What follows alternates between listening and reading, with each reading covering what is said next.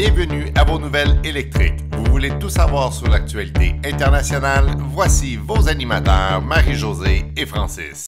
Bonjour tout le monde, bienvenue à ce 10e épisode de vos nouvelles préférées du monde électrique.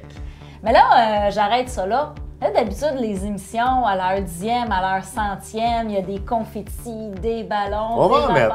On va en mettre. Quelque chose comme ça? On va en mettre. Il va y avoir des confettis. Là, en ce moment, il y a des confettis, Marie-Josée. Là, on peut les recevoir. Hey, on pensait vraiment pas se rendre à la 10e épisode. Et ça, c'est grâce à vous. Merci de nous suivre. C'est vraiment le fun. Puis surtout de vous lire. Ça a l'air que vous haïssez pas ça. Et restez jusqu'à la fin pour la section commentaires parce qu'on rajoute les commentaires cette semaine Facebook et YouTube. Fait que si vous voulez apparaître à la fin, vous allez voir. Et si on fait, et ça me surprendrait beaucoup, certains bloopers ou des bêtisiers qu'on nous a expliqués, bien, ils vont être aussi placés à la fin. Une autre compagnie de voitures met sa production sur pause pour un problème de batterie. Non! Oui, encore. Oui, encore, malheureusement. Et cette fois-ci, c'est Ford qui est touché par ce rappel-là. Le F-150 Lightning est en arrêt complet de sa production et on essaye d'avoir de l'information. Est-ce que c'est le même concept que GM? Est-ce que c'est la batterie? Est-ce que c'est un composant de la batterie? Présentement, à ce jour, on n'a pas cette information-là, mais on sait par exemple qu'il n'y a plus aucun pick-up qui sort de l'usine. C'est une très mauvaise nouvelle. En espérant que le problème soit réglé plus rapidement que certains de leurs concurrents. Marie-Josée, un nouveau bolide de course a été vu sans son camouflage en Europe. Oui, je savais même pas que les autos avaient besoin de camouflage, mais bon. Oui, il y a le MG Cyberster qui va sortir 100% électrique, puis c'est un Roadster.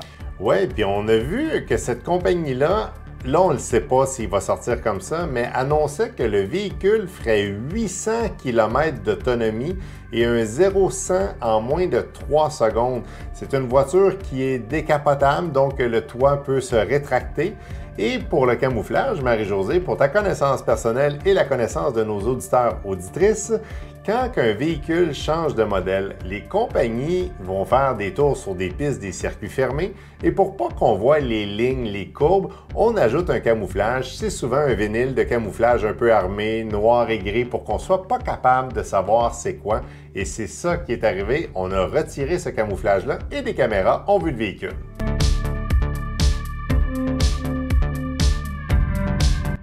Dans les derniers bulletins, on est resté plutôt dans des nouvelles assez économes, mais là, on s'en va dans le luxe à outrance. Oh oui, la voiture Maybach, qui est une voiture qu'on voit vraiment pas sur les routes, c'est souvent une voiture utilisée comme limousine de président et présidente. Et cette voiture-là va sortir en 2 volets. Le premier volet, elle va sortir en mode hybride rechargeable. Et attachez vos trucs, comme on dit ici au Québec, c'est quand même avec 100 km d'autonomie 100% électrique. Et la deuxième va sortir un an plus tard, 100% électrique. Et là, c'est pas clair, on n'a pas l'information. Ce qu'on lit sur les réseaux, c'est entre 400 et 500 comme la totalité des voitures.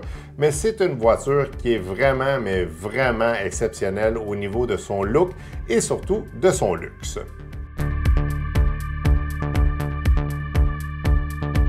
Toyota se lance maintenant dans la production de bus à l'hydrogène, mais on dit se lance dans la production. Toyota en a fait quelque part avec une compagnie qui fabrique des autobus à hydrogène. Oui, on parle de 2024, des autobus qui vont être évidemment rechargés avec l'hydrogène. Et ce qui est intéressant, c'est qu'en plus, Toyota et son partenaire aimeraient ça faire partie des Jeux olympiques de 2024 pour pouvoir utiliser le transport entièrement hydrogène. Évidemment, on n'a pas d'informations sur le véhicule. On va vous montrer quelques photos. Si on a des vidéos, on va vous les montrer. On sait que l'hydrogène n'est pas quelque chose de très courant ici au Québec. Si je me rappelle bien, on a seulement 2 stations hydrogène.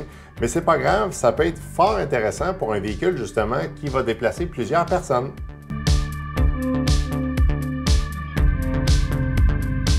Une nouvelle pour 2026 et le commerçant Ford. Oui, Ford va en effet commercialiser les batteries LFP et va aussi construire une usine au Michigan afin de les produire. On dit que ces batteries-là sont plus facilement recyclables que les autres et Ford compte les installer d'ici 2026 dans les Ford Mach-E. Est-ce qu'on a un petit peu plus d'informations, Marie-Josée, sur ces batteries-là? C'est quoi la différence? Les batteries LFP sont moins denses énergétiquement parlant et n'ont pas besoin des métaux rares comme le cobalt et le nickel, dont leur approvisionnement subit présentement leur lot de controverses. Je l'ai dit aussi précédemment, on dit que ces batteries-là se recyclent plus facilement et ont une meilleure endurance, c'est-à-dire qu'elles s'usent moins rapidement, même si on fait souvent des charges à 100 %. Et on sait que c'est des batteries qui sont présentement installées sur les Tesla Model 3 depuis déjà 2021. Et certaines personnes que je connais ont cette voiture-là et me disent que c'est beaucoup plus efficace l'hiver. Mais on perd quand même un petit pourcentage dans nos hivers très froids du Québec. Ouais, ça malheureusement, je pense pas que ça va changer bientôt. Pas pour l'instant. On passe maintenant de 4 roues à 2 roues. Ouais, on s'en va chez BMW, le BMW CE04, qui est une petite mobilette, ou ici, on appelle ça un scooter. C'est un petit véhicule qui roule quand même très bien. On parle de 100 à 110 km d'autonomie. Et c'est un véhicule là, qui va pouvoir se rendre facilement, qu'on nous dit, jusqu'à 90 km à l'heure. On sait que par contre, ici au Québec, les mobylettes ou les scooters ont un maximum de 70 km à l'heure, sinon ça prend un permis spécial.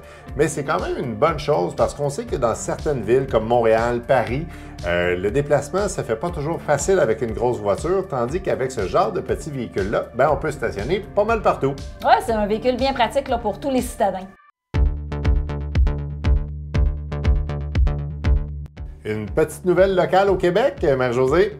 170 000 voitures électriques ont été immatriculées au Québec. Wow. Et je pense qu'ils ont fait une erreur dans leur chiffre. Ah ouais? Moi, je pense que c'est maintenant 170 000 et 1. OK. Tu veux parler du tien? Oui. Donc, je fais partie de ces 170 000 et une personne-là qui ont un véhicule électrique. Puis on dit que ça représente environ 2,4 % de la flotte automobile de la province entière. Ben non, moi je pense qu'ils ont ils ont fait des bons chiffres parce que actuellement, je te rappelle que ton véhicule n'est pas immatriculé parce qu'on a un petit enjeu présentement à la Société de l'assurance automobile du Québec. On ne peut pas immatriculer ta voiture. On est encore en mode transit parce que les bureaux sont fermés. Ils vont changer leur logiciel de transaction. Alors, le chiffre est vraiment bon. C'est 170 000, Marie-Josée. Bientôt, ça sera 170 001.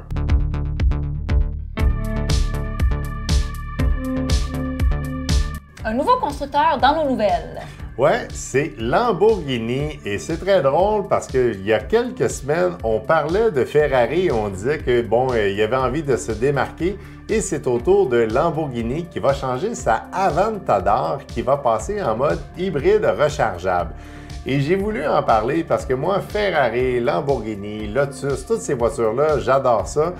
Mais là, aujourd'hui, c'est une voiture qui devrait s'afficher à plus de 600 000 $ américains.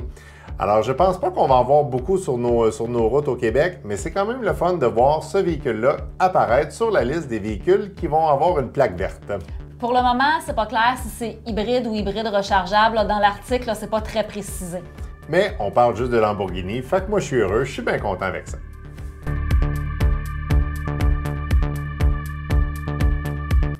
On va la classer, celle-là, dans une nouvelle insolite un petit peu. Je te la transfère, je te fais une passe sa palette. Ah, je réceptionne ta passe. L'électrification des véhicules s'en va même dans le monde du hockey. Wow. À Mississauga, en Ontario, on a vu la première Zamboni entièrement électrique. C'est suite à un événement malheureux qui est arrivé. Là, les pompiers ont dû faire évacuer l'aréna parce que le taux de monoxyde de carbone était trop élevé. Puis c'est pour cette raison-là qu'ils ont décidé de faire l'acquisition d'une Zamboni entièrement électrique. On sait-tu combien de kilomètres on peut faire avec la Zamboni ou... Non, peut-être 5-6 tours de patinoire. on aimerait peut-être ça aller faire un tour, ça serait le fun. Pas. Ça serait le fun de faire avec la mascotte à côté. Ça, c'est sûr.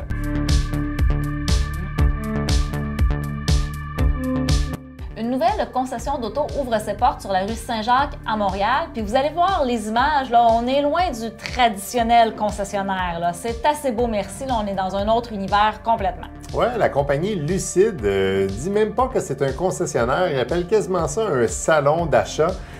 C'est pour les voitures Lucid, on le sait, c'est des voitures d'exception qui partent à 100 000 $ et plus. C'est vraiment le fun de voir cette concession-là apparaître ici au Québec.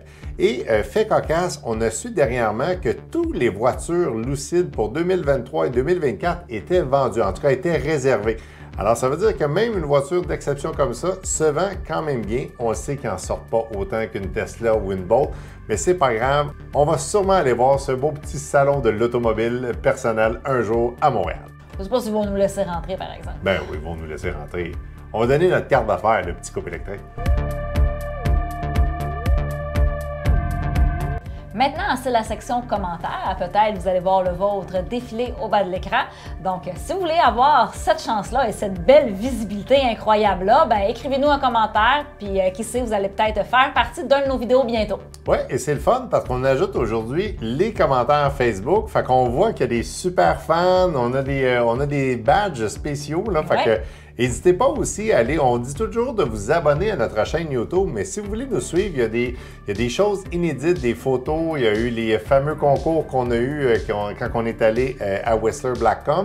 Fait que n'hésitez jamais à nous faire un petit commentaire et on vous dit à la prochaine.